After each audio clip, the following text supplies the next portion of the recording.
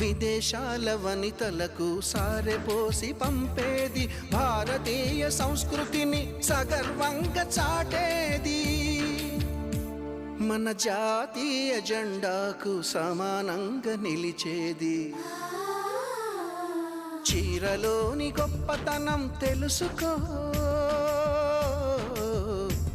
ఈ చీర కట్టి ఆడతనం పెంచుకో. సింగారమనే దారంతో చేసింది చీర, ఆనందమనే రంగులనే అద్దింది చీర, మమకారమనే మగ్గంపై నేసింది చీర. చీరలోని